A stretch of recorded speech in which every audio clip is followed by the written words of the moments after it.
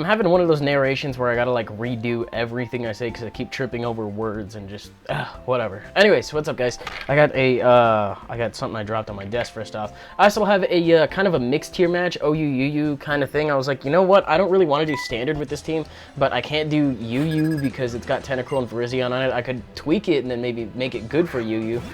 But the thing is, I just kind of like the team how it is right now, and I was like, you know what, if anyone wants a mixed match, let me know. Pikaslash said yes, and I think he brought kind of a mixed thing too, like down to the exact tiers and everything, and that's what made it a pretty good game, so that's why I'm showing it off today. But I lead off with Tentacruel because I do want to get the toxic spikes up as soon as possible. I'm noticing that he doesn't have any spinners, at least I remember right off the top of my head. But he goes into Dog, and Dog I found very funny. I remember this from the stream. I'll probably plug the picture right there for a couple seconds. But every time that it did something, it was just like, hello, yes, this is Dog. And then Dog actually yells at me over the phone, tells me to get out of there. And I'm like, you know what, I already got both my toxic spikes up. That's okay. I was actually a little bit more scared that he would start setting up in my face, knowing that I cannot do anything to him. I cannot phase him out or do anything like that. But he roars me out into Virizion, and that's pretty awesome because I can just go for Leaf Blade on whatever decides to come in.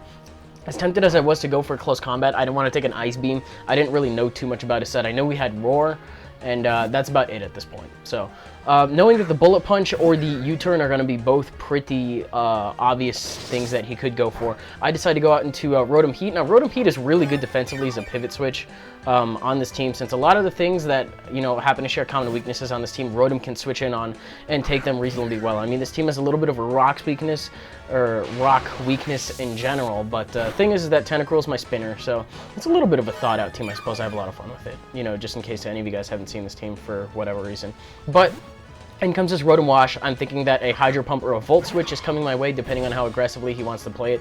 He decides to play it pretty safe, and misses this Hydro Pump. Kind of comes into play a little bit on the short term, as you'll see in a little bit, but it's not really too vital to the outcome of the game, because I'm going to go for the Swords Dance right here on the Switch, because I'm thinking that he's more than likely Scarfed, and because of that, he's not going to want to stay in to take a Leaf Blade, or, you know, just stay in general, because he's locked in on Hydro Pump. So, decided to go for a Leaf Blade now. It is +2, it is a Life Orb.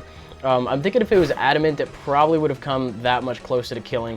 But it does a healthy chunk, you know, easy to hit KO will be easy to hit KO, I suppose. And he goes for the Toxic. Now, Toxic and Life Orb, I'm not really going to appreciate at all. They're going to add up very quickly. So if he plays very carefully around the moves that I decide to do, it'll minimize the impact on his team a lot. So right now, I was like, you know what? He might predict the Leaf Blade again and then go into Scizor, so I'm just going to go for the close combat. And I had a feeling, you know, at that range that it would have taken him out anyway, and it does, so, you know, I don't really have to be that stupid about it. It is a really powerful stab move, and I was thinking from low yellow, I would be safe, so awesome. What happens next? I think he switches in. I honestly think this turn of the game might have been a misclick, just because, you know, what is a Bisharp doing in here against Virizion? I have Justified. So not only do I resist his Dark move, you know, I'm actually able to get a attack boost from it. But the other thing is he doesn't even have a Sash or anything like that. He didn't even go for any priority. He just kind of left it into Die, which was like, you could have gone into Scizor at this point and then gone for the Bullet Punch.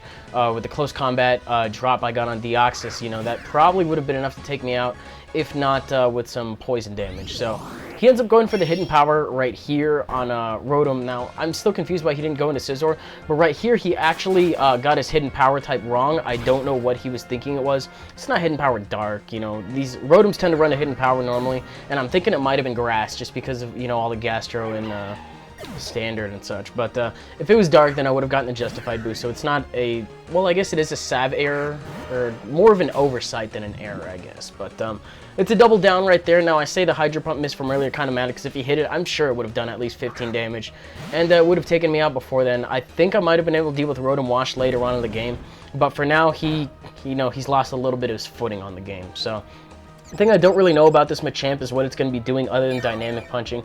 My Tentacruel takes it reasonably well, so it's like, that's okay. You know, I really don't mind either way. But I know that I'm faster than it at this. Actually, I'm faster than it? What?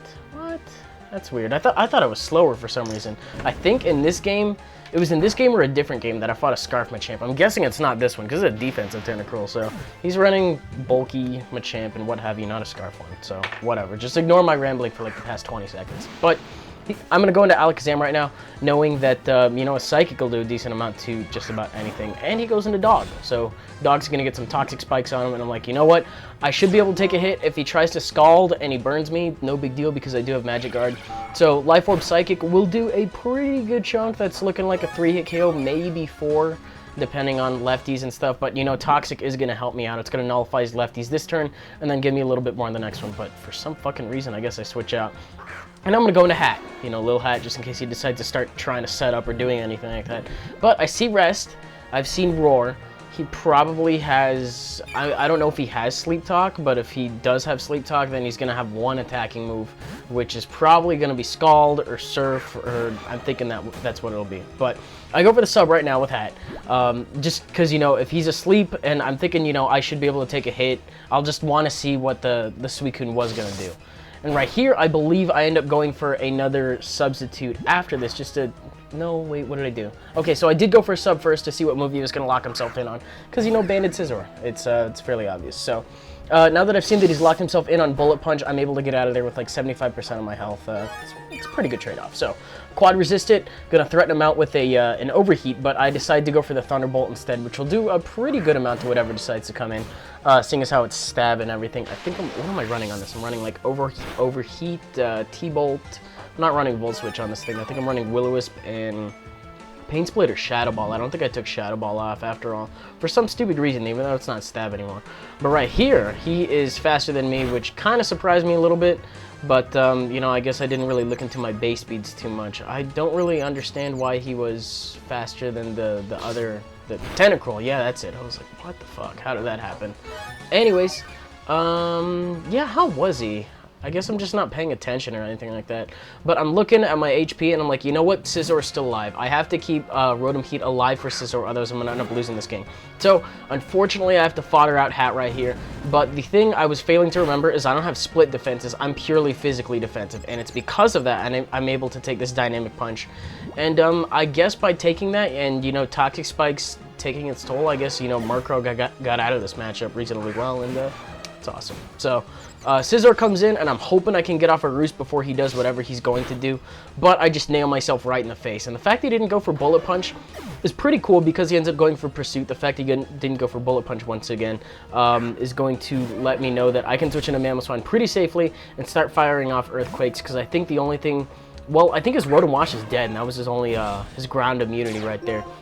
Now, I know Suicune is physically defensive, but his sleep turns have reset, so I'm just going to start dropping Earthquakes. And I got the weirdest sense of deja vu of Mamoswine versus Suicune all of a sudden. I don't really know why. I feel like I've had this matchup multiple times in my life for whatever reason. Just Mamoswine Earthquaking a bulky-ass fucking dog, and then, you know, I end up usually critting it because they end up being asleep, and then, you know, just things like that. I feel like that's happened at least 2 or 3 times on my videos for some strange reason. But I think his last one is Scizor anyway, so he's going to go ahead and go for the Bullet Punch, and that will take me out. I was like, you know what, I'm just going to leave it and see what move he decides to lock himself in on. And I'm pretty sure, just based on the damage from early that he did to Rotom when I switched in on it, that I should be good to go to take 1 or 2 Bullet Punches with lefties and whatnot. So, goes for the Bullet Punch now, does around 40, and I'm like, I don't know. But, you know, I squeak off an Overheat, and that is going to win me the game right there, which I think was a 2-0, 2-0, 3-0, 2-0,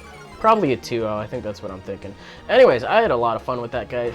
I hope you enjoyed watching it. I'm just so awkward with words today. I don't know if it's really obvious, and I don't know why, but whatever. That's the game. If you enjoyed it, you're welcome to leave a like, rating, comment, subscribe, do your thing. I will see if I can have a TCGO video up tomorrow as opposed to Friday. I don't know if I'll actually be able to upload on Friday, but I will probably upload when I can. So I guess we're leaving Friday morning is the plan there. I don't know when Friday morning, but if you don't see a video on Friday, don't be surprised. I'll be gone. So anyways, that'll do it out of me. I'll see you guys tomorrow.